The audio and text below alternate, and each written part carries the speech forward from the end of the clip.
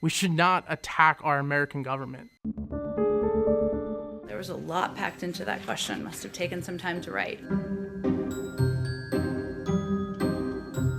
So my first question I wanted to ask about, there's a recent New York Magazine article about how the White House polices language in Washington that I'm sure you read the other day. And a particular graph points to an Associated Press memo that advises reporters against using the word crisis, which the administration has said that they're not going to use the word crisis for the border. It cites a person close to the White House as saying that one very real possibility is that the strategy works. They may get criticism and think pieces about it, but at his 100-day mark, Biden is the most liberal president we've had, and the public thinks he's a moderate. That's a winning strategy to me. They're willing to accept that you're going to write this piece as long as they know that swing voters in Colorado aren't going to read it.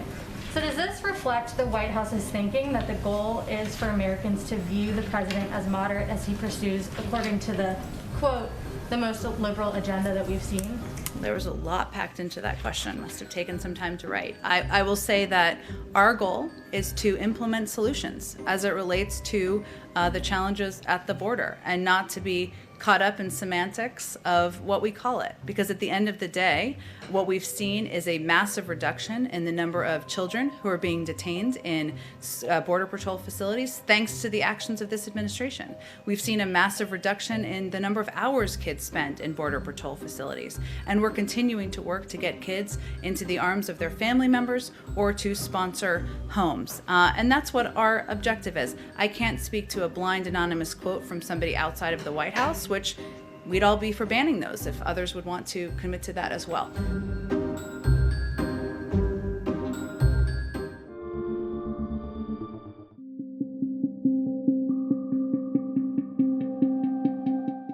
We took the Capitol, and we're not stopping.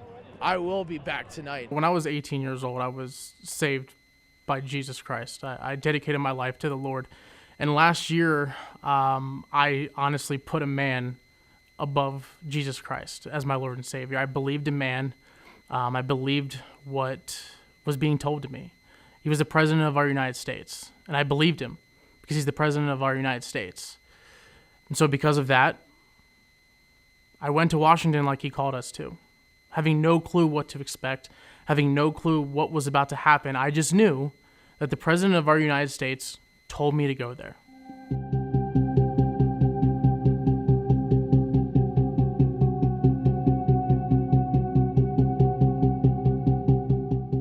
I got wrapped up in what was being told to me, in what was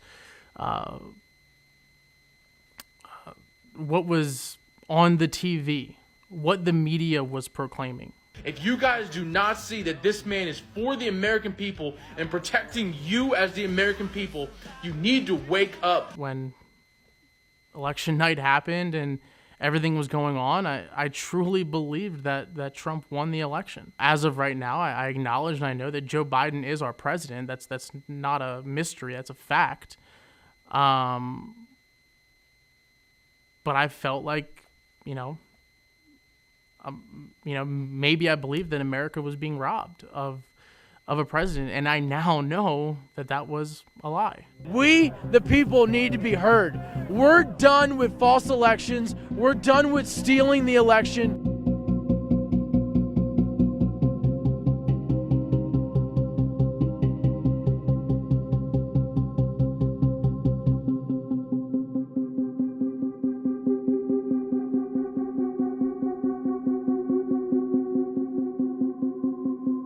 We penetrated the Capitol building. We broke the window, got into the room, and we barricaded the door, broke everything so we have something to use against them.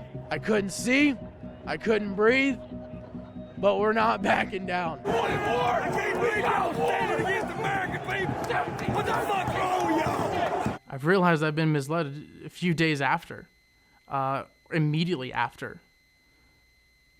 What happened that day should not have happened. We should not attack law enforcement. We should not attack our American government. I blame myself. I take full accountability for my actions. And because of that, I have gone to God and asked for forgiveness.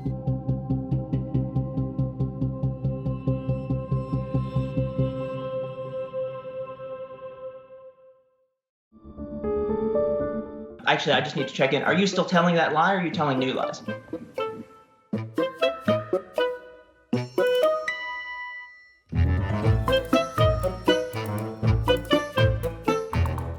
Did Dominion voting systems have any impact on the 2020 election?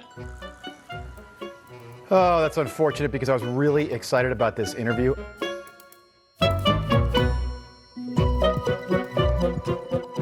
I did not watch Saturday Night Live. I watched the clips. The show's on too late. Quite frankly, I don't think it's that funny anymore. What'd you think of Elon Musk's performance? Well, Rob, it's a great question. I mean, what happened on SNL this weekend was that people made stuff up and then said it on television like it's true.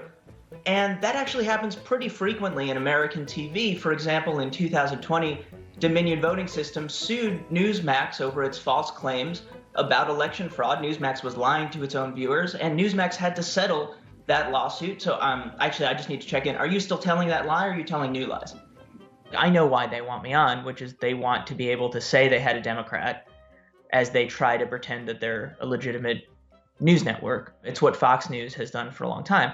So originally I was going to say no, just because I don't think it's worth legitimizing that. But then I thought maybe there's a chance to do something a little bit fun.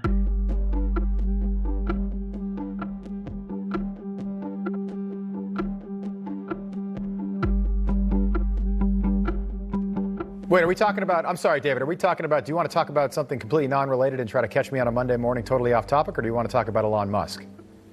Well, I can see why you don't want to talk about Dominion voting systems, because if you do, Newsmax could get sued and lose billions of dollars because these are live. I think a lot of Newsmax viewers don't realize that the network that they're watching has publicly lied to them to the point where they had to settle a lawsuit and apologize for publicly lying to them.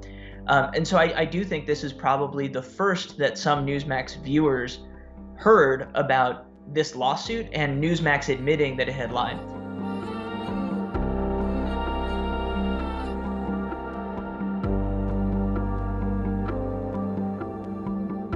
So this is not like innocuous stuff, and it's not about, gotcha or anything like that. It's about lies that are literally putting people in danger. I mean, we saw what happened at the Capitol. There's someone in America who can't show their face because they're worried that conspiracy theorists are going to hurt them. So if you'd like to talk about Saturday Night Live, I will do that with you, but obviously I'm not going to talk about anything else right now. So you decide right now, in this moment on live television. Go ahead. Did Dominion voting systems have any impact on the 2020 election? Oh, that's unfortunate because I was really excited about this interview. In as much as this has any effect other than kind of annoying someone who deserves it and pointing out something about a network that has done real harm to our democracy, I feel like, hopefully it makes sure that places like Newsmax don't cross that barrier from total joke into legitimate news source, which we saw happen years ago with Fox, and we're still paying the price for that.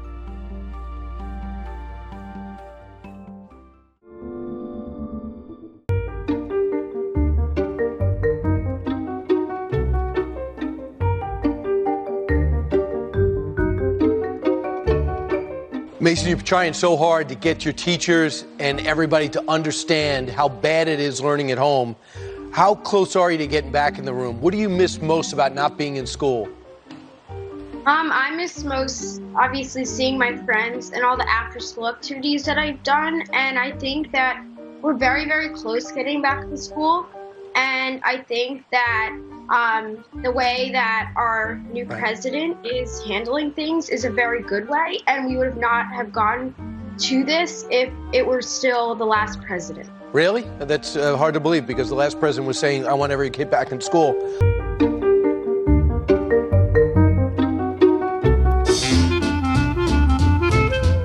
We'll scratch your head if you promise to watch. What do bears eat? Do they eat squirrels? Clearly not Are we crust. out of chipmunks? Why do they have to eat our stuff? Abraham Lincoln would be just 205 had he lived. Why is the torso so big and the dress so small? So if you really don't no longer want to look like a member of the Taliban, you don't have to look like a member of the Taliban. Are you out of razors?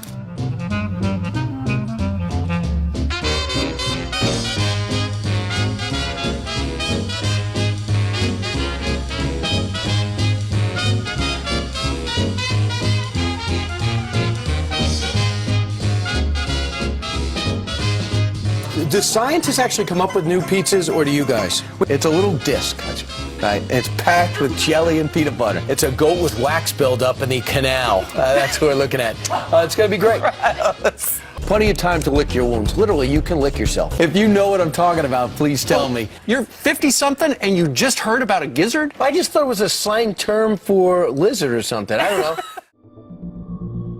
Did you know that this purity at the ballot box justification was also used during the Jim Crow era to prevent black people from voting?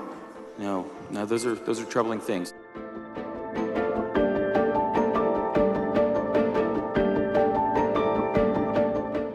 What was your motivation for using that term purity at the ballot box? Because that's a specific set of words that has a lot of meaning in state history. You may have figured out by now I really like the state constitution, and I think as a legislative body, just as Congress should, they should be looking for their authority from their charter, from the thing that gives them power. Did you look at the history before using that word? No. The only thing, if we were to have a discussion, maybe over some coffee or a drink, I could go into the details of Article 1 really well. I've read the debates in the journals of the Convention of 1875 on that for that thing, but I'm not familiar with the one. You may have missed it then. Article 6. And this would have been very obvious, I think, to anybody who looked at that and looked at that language.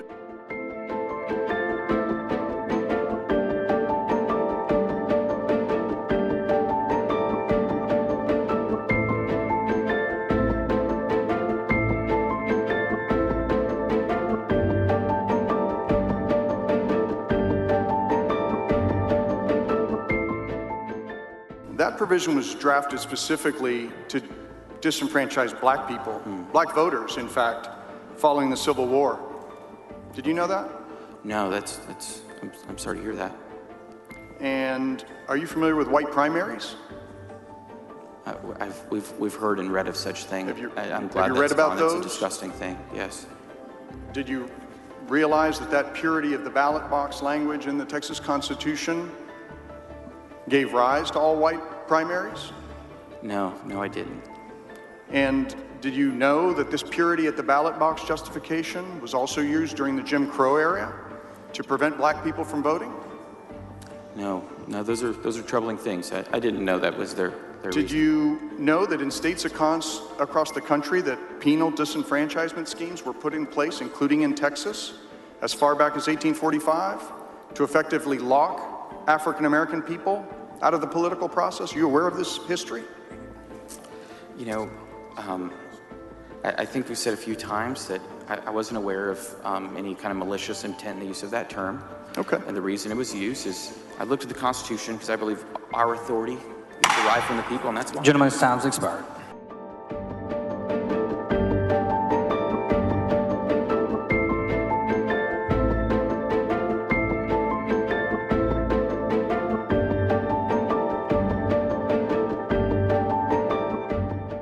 The history lesson is not only something that harkens back to Jim Crow or even that purity of the ballot box language. I mean, we're seeing it real time here in Texas. During the last decade, we have multiple findings of intentional discrimination against the Texas legislature in voting rights matters, not 50 years ago, not in black and white, but real time and digital during the last decade. So it's something that continues to happen in this state, already the toughest state in which to cast a vote in the union, and Republicans are continuing to pile on.